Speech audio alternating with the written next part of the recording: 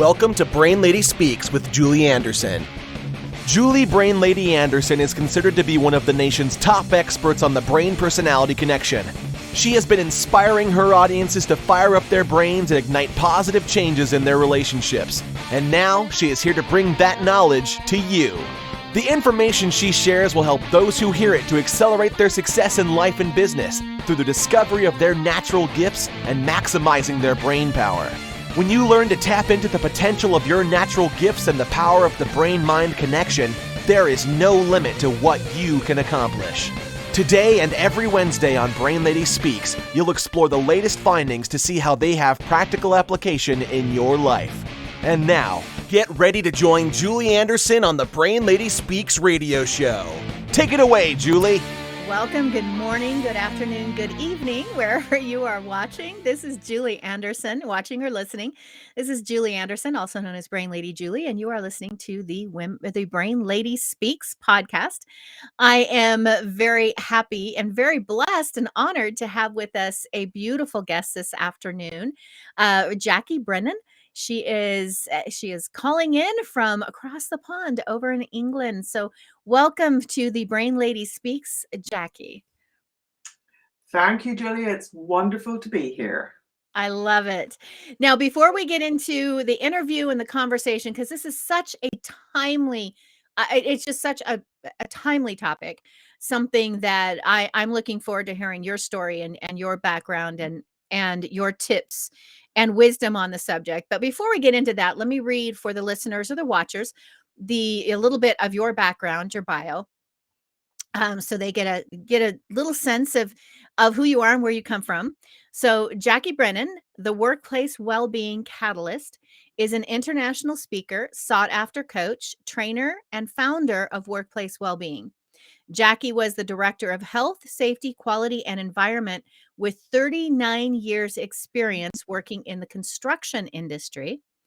In 2019, she was shocked to discover she was burnt out, and reflecting back, Jackie realized she had put work ahead of everything, including her life, her health, and her family. Jackie now uses her insights to deliver proactive strategies and practical tools. I love that, practical tools that move organizations towards sustainable, high-performing cultures where people are empowered to take control of their own well-being. Through her speaking and coaching, Jackie offers a compelling business case for changing the current approach to mental health. Her mission is to show you how. And as she likes to say, it's time to reframe your mental health. Once again, Jackie, welcome to the Brain Lady Speaks. It's so interesting because as a corporate speaker myself, this is a topic that just seems to be on everyone's mind so much more profoundly and more so in the last 3 years. Is that what you have noticed as well?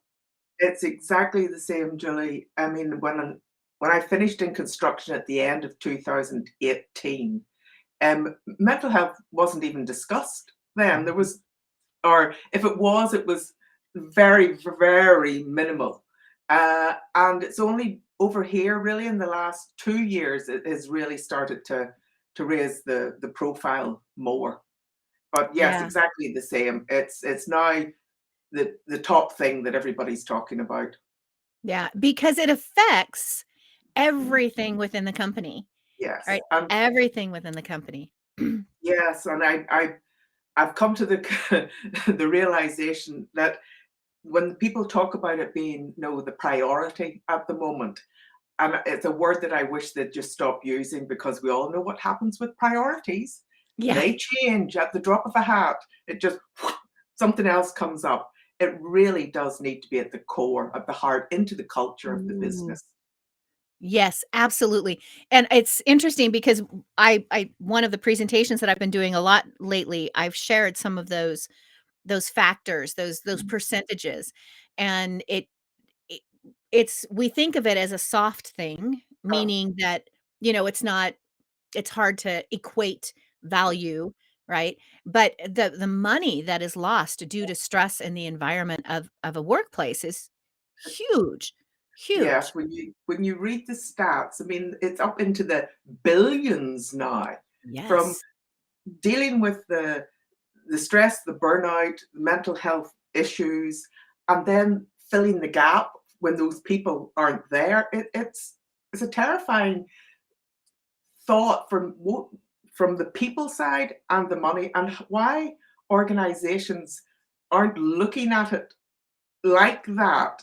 And Mhm. and and that's where I'm coming into it, trying to get them to look at the right. If you're not looking at the people side of things, guys, Yeah. look at the cost to your business. Right. Are you going to have a business if you carry on the way you are?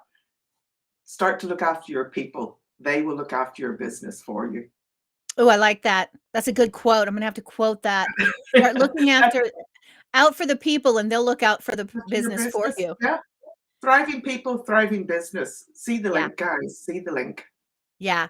And it's so important, as you said, I love that, making it part of the core. Just this is your core values. This is your core mission in your Yeah. business has to be connected to taking care of your people and the mental health, and removing all that stigma and Yeah. putting all that support as an automatic piece of the business.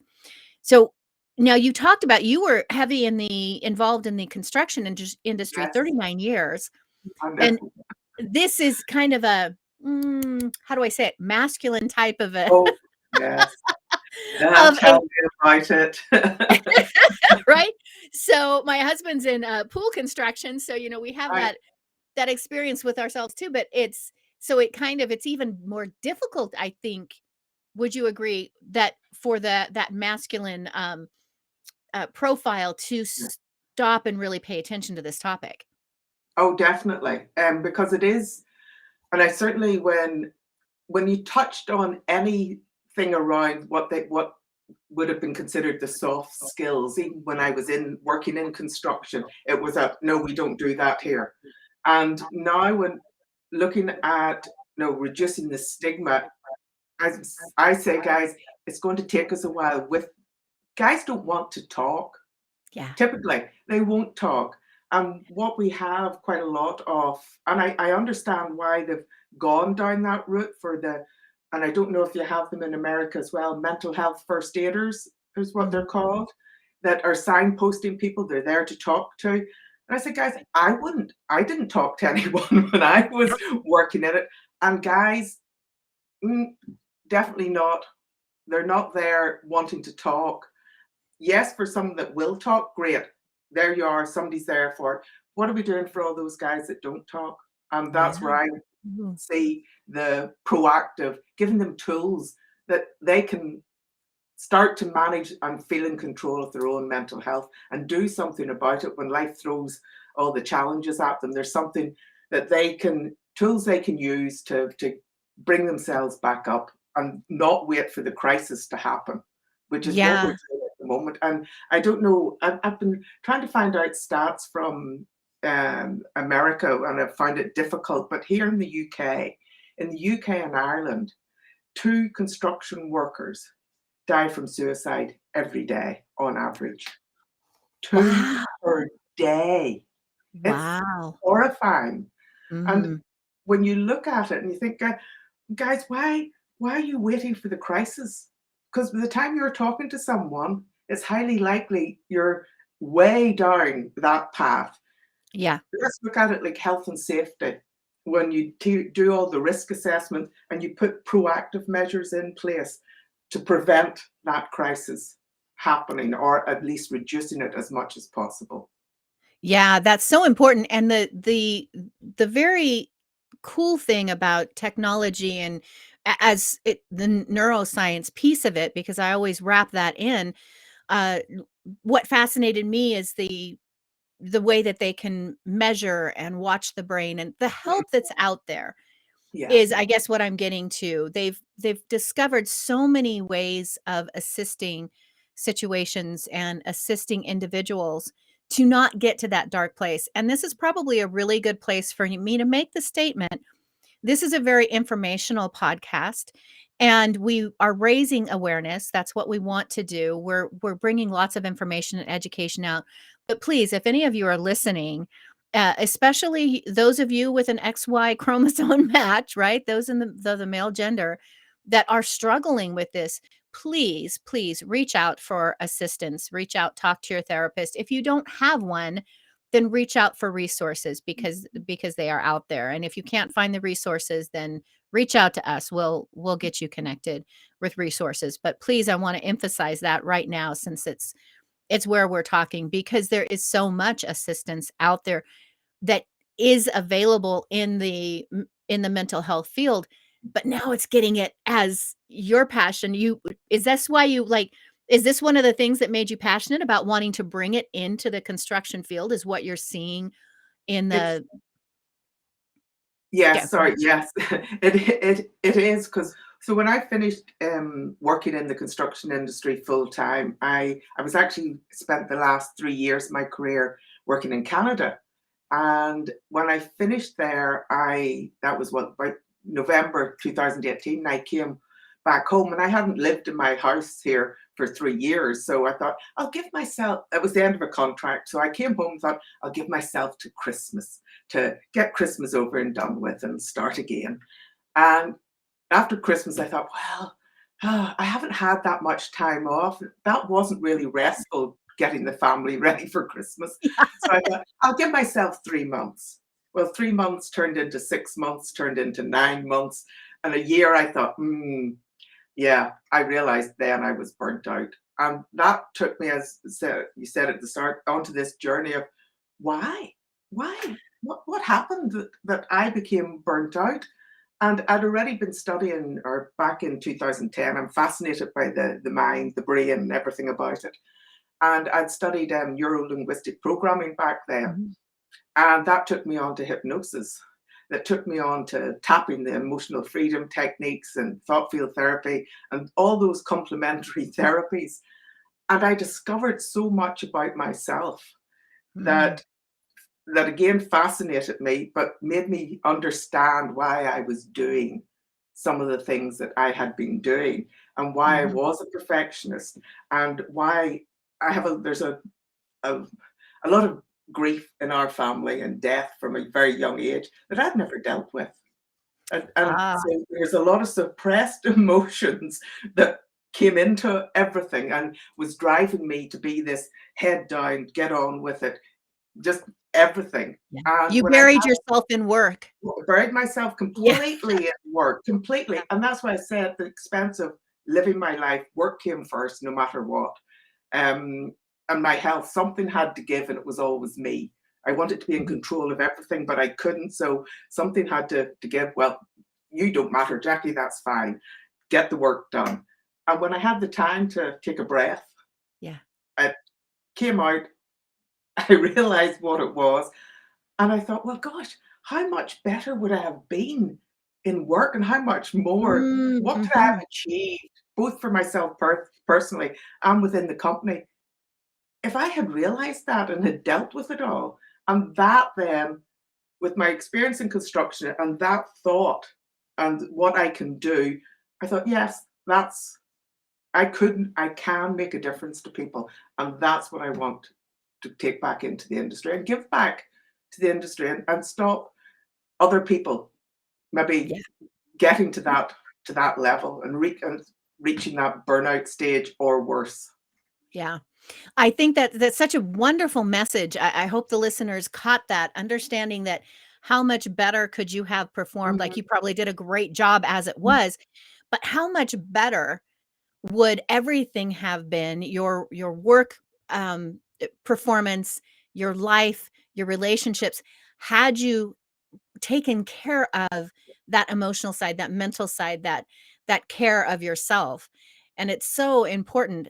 This is why that term goes around, that self-care is not selfish. And I'm not talking about going and getting mani-pedis, No, right? no, I'm definitely. talking I'm talking about breathing, getting Yes. out in natural spaces, doing things to de-stress, just turning off technology for a weekend, Mm, just being, just simply yeah. being is so important for to refeed your brain energy bank. If you're constantly taking withdrawals and not making any deposits, eventually you'll wind up where you were Right. at in that burnout. Now, How are companies, industries currently tracking this mental health issue? I mean, we're seeing reports pop up on the news and things like that, but how have you seen them tracking it? Badly, Yeah, to be honest. And I yeah, think it's more a case of that there's a lot of looking what way can we measure things, and yes, there's absenteeism, but then you've got the presenteeism, people who turn up and, really shouldn't be at work because there is a stigma. Well, if I don't turn up and I can't say it's mental health and various issues. So I think and until somebody actually goes off with stress, and then yes, they'll measure that. But it, I believe they're finding it difficult to get it, make it more tangible. yeah. And certainly, there's a lot of surveys out there now, from the Great Resignation survey, the various other surveys that have Mhm. gone on. Gallup's one about the um, happiness level of people. There's those stats coming in, but I do believe that a lot of companies don't necessarily believe it's them, if you know what I mean. It's more Yes, no, no, you lot, everybody else might have that problem. We don't. we Nobody, I don't. can't see it in here. It's not Our happening company here. culture is fine. Our company We're culture. great. But I also believe that they and I don't want to say, what way do you say it, that they might know what they don't want, but they don't know what they want in Mhm. it. And some of them, they are spending money investing in people, but the sickness rates, the absence rates, the burnout, the stress, the anxiety are still increasing. Yeah. And we're doing a great job about talking about it, and raising awareness. But we all know that just because you know about something and are aware of it doesn't mean you do anything about it. We all Yeah. know fast food's not that good for us, but how many of us still continue to eat it on a regular basis? So Right. we need to do more. We need to do more, be more proactive, I believe, in it, and get some stats, some measurable stats across the industry, that everybody's measuring at the same level or measuring the same things. Yeah.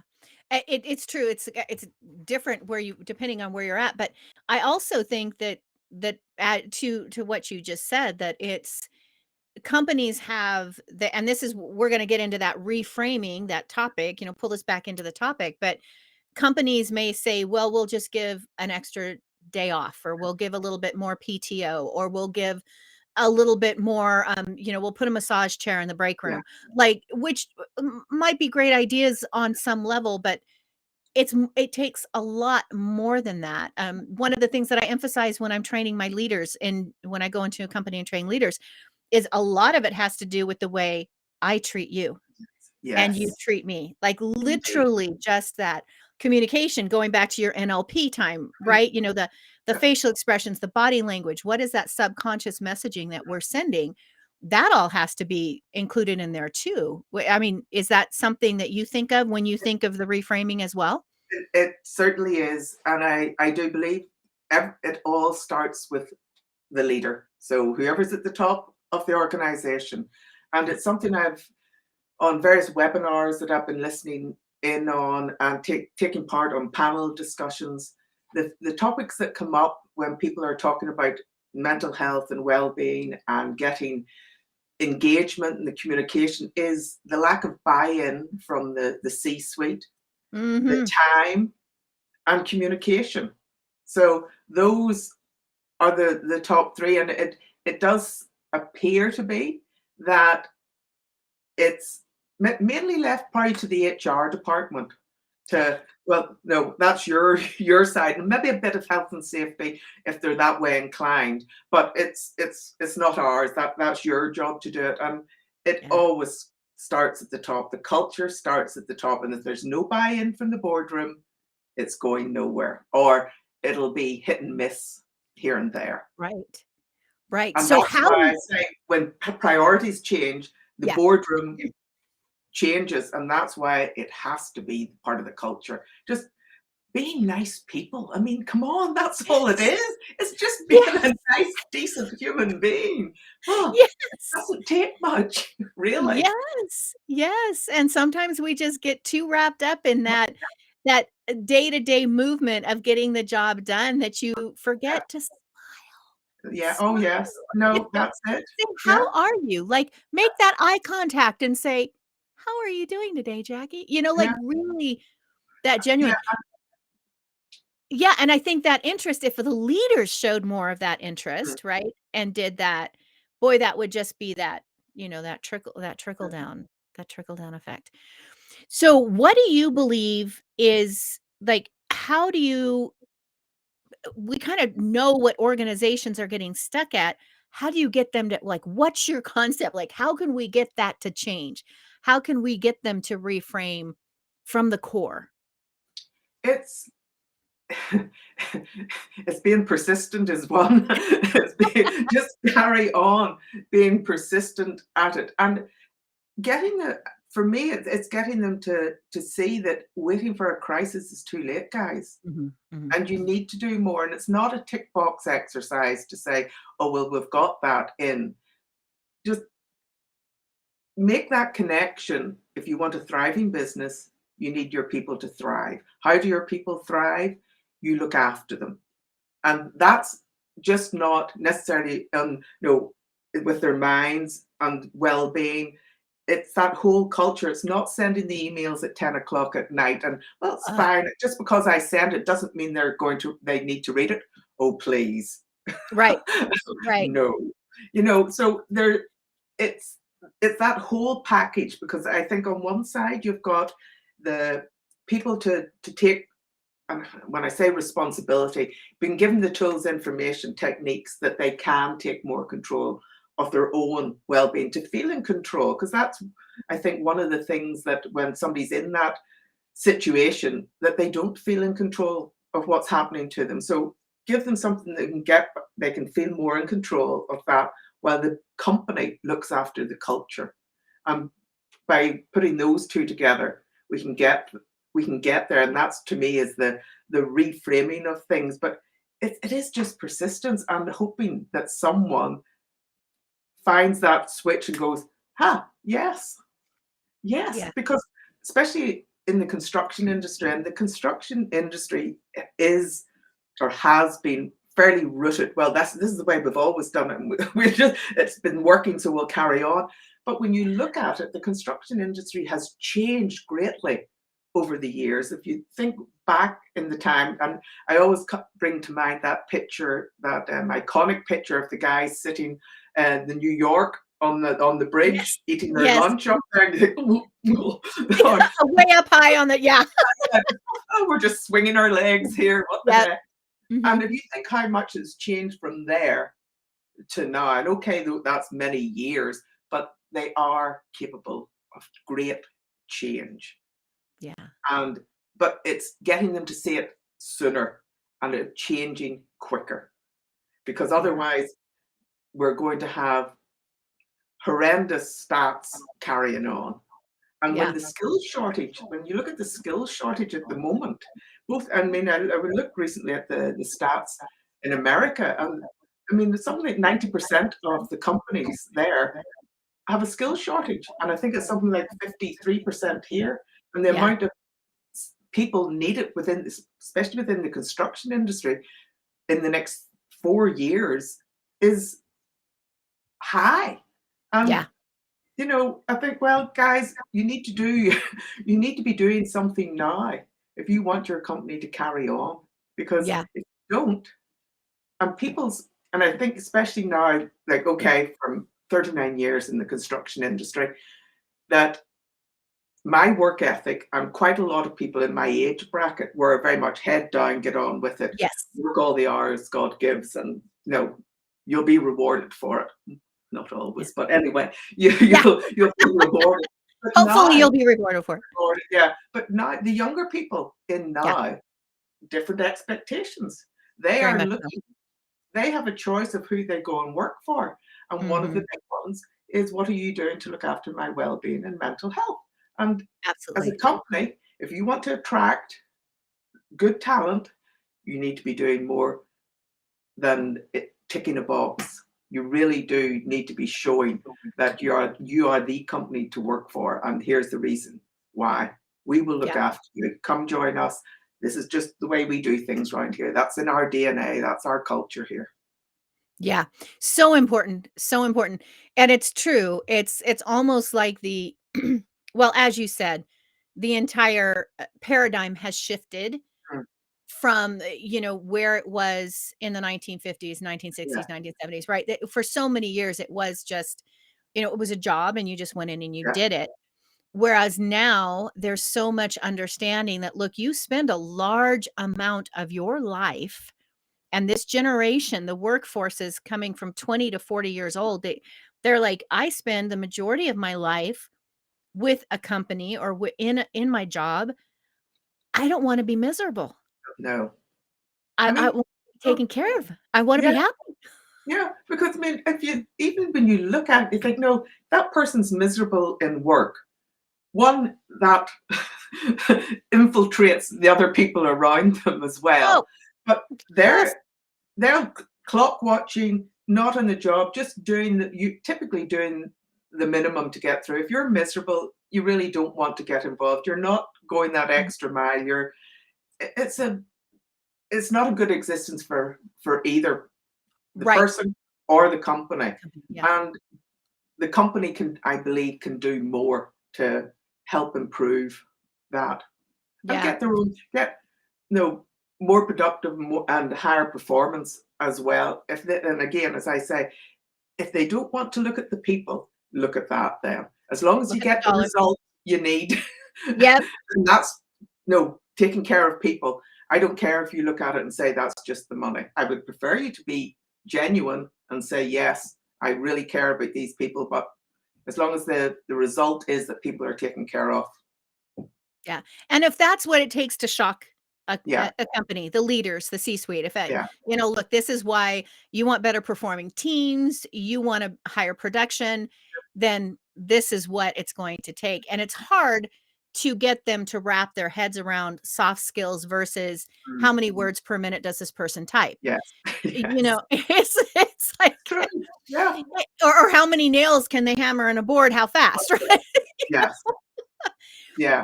It's difficult, but you're right, I think that it's that education, it's getting them to have these types of conversations Mhm. with that upper level, that C-suite, and having them, um, just really acknowledge, "Okay, wait a minute, we might have to step out of our comfort zone Yeah. and make some adjustments," which takes that education, What do you think? So I am really going to, get this message out, get this podcast out, this video cast out. What do you believe would really make the greatest shift that would really help to have this mental change, this thought process change in major organizations? To be honest, I think it's when I look back on my own career and working, and mainly I worked with the contractors. And one of the big driving forces was when the client said, this is what we need. They put it on a tender bid. If you don't have this in your company, you can't even apply for a tender. Now, it used to really piss me off and thinking, why, as a contractor, are we waiting for a client to tell us to do the right thing, guys? Really. However, typically they would usually have the more influence, more money, and can set the standards. So that's one way of it. The second way was when things like the ISO, so your health and safety, your quality, and your environment, those national or international standards, and there is one now for psychological safety, Mhm. ISO 45003, but it's just a guideline at the moment. And until that also becomes a standard regulation that they have to do, I do believe it's hit and miss. It's no, well, do we want to spend the money on that? Do we have to yet? No, we'll push it to the side. And a lot of companies don't want to take that sort of first step.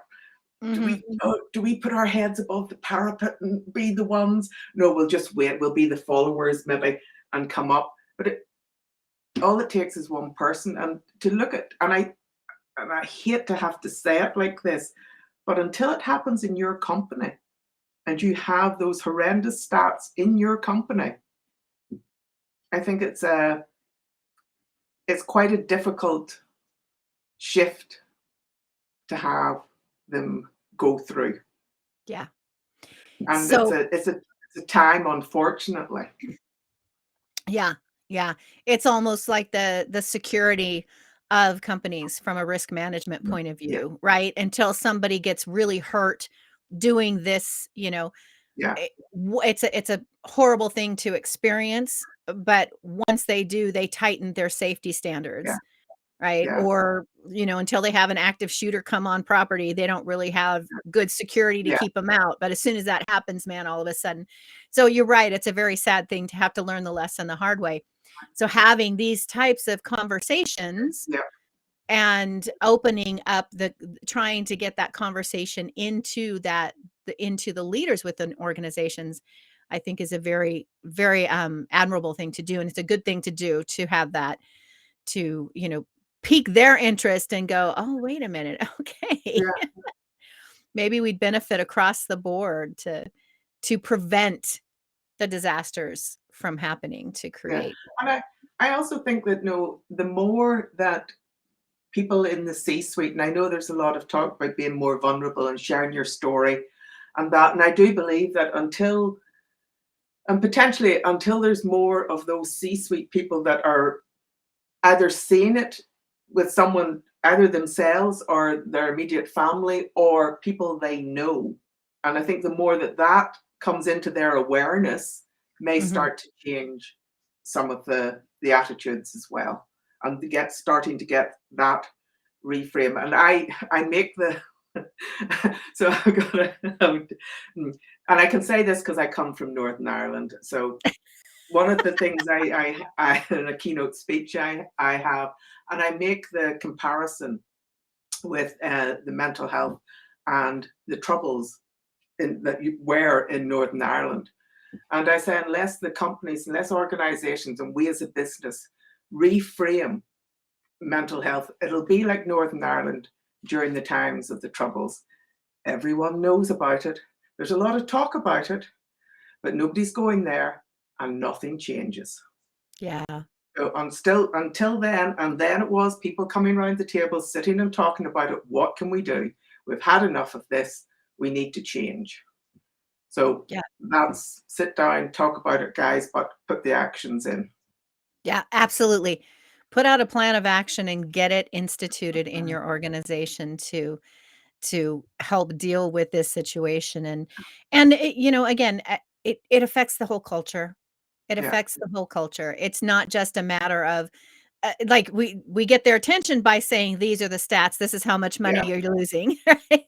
But it affects the entire culture. If it's a happy culture where mental health is being addressed and there are resources, and communication is so huge, that yeah, communication piece, then it affects everything and the bottom line. It yeah, affects, so much more. You get people that are loyal to you. So when there's a great resignation, they're going to say, I'm staying with this company because they're good to yeah. me, as opposed to saying, I'm going to jump ship.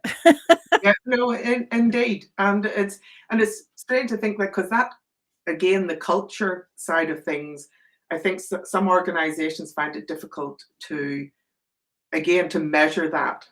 And I remember in a company I worked for, we put in a cultural development program, and we put in for some industry awards. So you go along to the award, to the application, so the interview about tell us what you do. And they were looking for stats, and thought, well, we don't have any, but this is what we're doing. But here's some results of people who are being promoted up through the company that normally wouldn't have even been entertained, but because they were wanting to do more, they were being more visible, they were stepping up, all because of the confidence and self-esteem that was being shown to them, or the tools for them to get that self-esteem and be more aware of themselves. That was what was coming out. But because they couldn't, there was nothing tangible there for them. And I always said, just walk into the office or walk into the site. As soon as you step in there, you can actually feel, Mm-hmm. you can feel the culture of an organization just Yeah. by walking through the building or walking through the site. It is very, very tangible then. Yeah. Yeah. If you pay attention, you will see Mm. it. I had Yeah. that experience, went into a company that went on the surface, startup tech looked like it was very forward moving. You know, they had skateboards in the in the in the offices. You know, they didn't have little quiet cubicles. Everybody was Yeah. able to sit around and talk, you know, and you could feel there was something, you could feel it. You could Yeah. feel it. And when I had a conversation with one of the leaders, one of the middle level management leaders there afterwards, she said, "Yeah, we're pretty stressed out." And I'm like, "Yeah, I could Yeah. tell."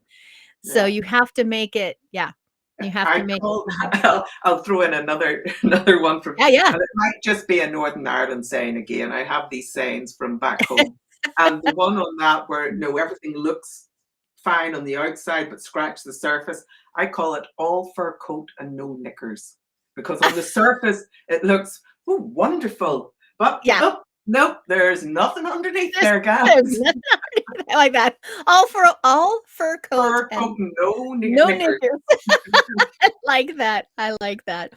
Oh, this has really been an important conversation to have and a delightful conversation to have with you, Jackie. I know that you have a program called Just Breathe, I believe. Tell us what Well, that is. right. So I do, as I say, I do quite a lot of the complementary therapies, and one of them is breath work. Mhm. And I first got into this probably 2 years ago now. I was on a course, and it was for hypnotherapists, and the hypnotherapist had brought in a guy who was doing breath work, and I thought, oh, right, let me sit through that. And it was all about nasal breathing. So if you've ever read in James Nestor's book, Breath, and it just Yes. fascinated me. And he was talking about mouth breathers and nasal breathers. And I thought, oh, Mhm. well, I hadn't, I was a mouth breather. I Mhm. couldn't breathe through my nose because it was just congested. Mhm. He Mhm. did one little technique, cleared the nasal passages, and I haven't breathed through my mouth in 2 years. And it Mhm. was freaking it just so I Yeah. I went and did a couple of courses on it, got certified in breath work, and just for the calmingness, the relaxation, the just just the whole gamut of goodness it brings to you, from Mhm. sleeping better, you know.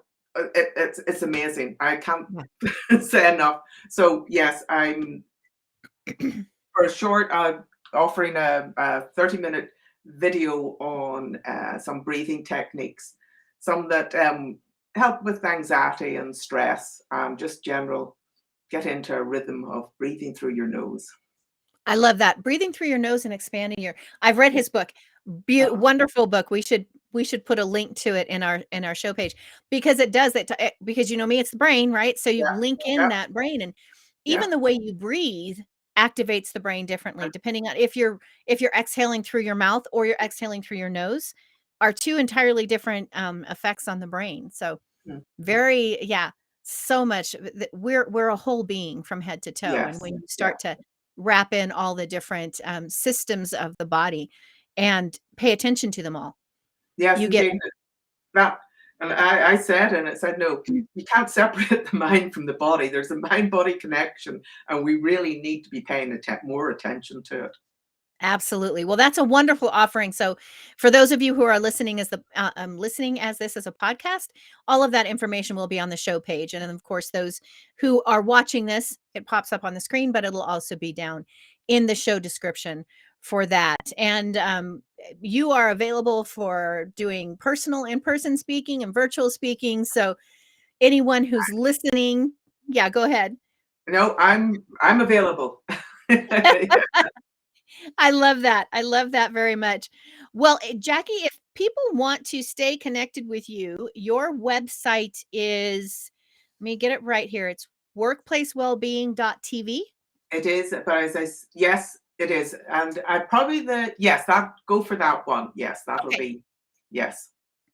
Okay. All right. Anything else that you want them to check you out at? Any social media, LinkedIn, anything like that? If you go to contactjackie.com, www.contactjackie.com, that has all my links in it. So my LinkedIn page, my web page, email, everything's phone number, the works is there. So I love it. yeah. And as we're having this conversation, I think we should do a LinkedIn Live is what I'm thinking. I'm thinking we need to Ooh, do a yes, LinkedIn Live together because that's where those C-suites are going to be paying attention, right? yes. And the gatekeepers, right? Because sometimes you need, in order to get this information to the C-suite, you have to get Indeed. through, through that company door to bring this Yeah. messaging in and help the company to see just how valuable this information.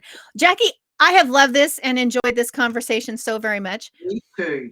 And thank you for sharing your wisdom. And I think not only should we do a LinkedIn Live, I should have you back in the future on the Brain Lady Speaks, and we should talk all about that breath work. Because I think Love that's to. sounds wonderful. I'm seeing some nice collaboration in the future. Yes.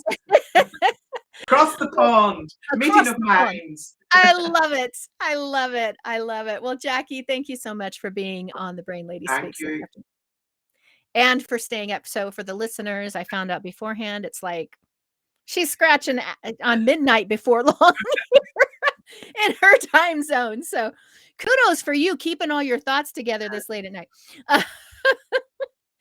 All right. For all of those listeners, thank you so much. We are honored that you spent the time with us. We are honored that you have taken the time to digest this information. It's an important conversation. And if you are in an organization where you think, oh, I need to get this message out, this needs to go up to the upper levels in the organization, and you want help doing that, reach out to Jackie or myself, and we'll open that conversation. We'll have that conversation and help that to happen to really, really create some positive change within your organization.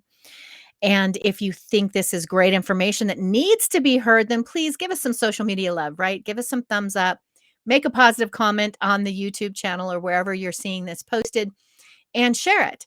Share it within your social circle and within your company to help get the message out there on how we really need to reframe this conversation and the way that it's dealt with in organizations. So follow me on social. I am Brain Lady Julie on Instagram, Purple Brain Lady on Facebook. I am at Brain Lady on Twitter.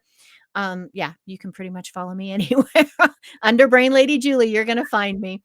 And I always like to tell everybody as I finish up my podcast to take a nice deep breath, maybe go outside and get some beautiful fall air if you are in the Northern Hemisphere, and simply enjoy every moment. Thanks for being with us.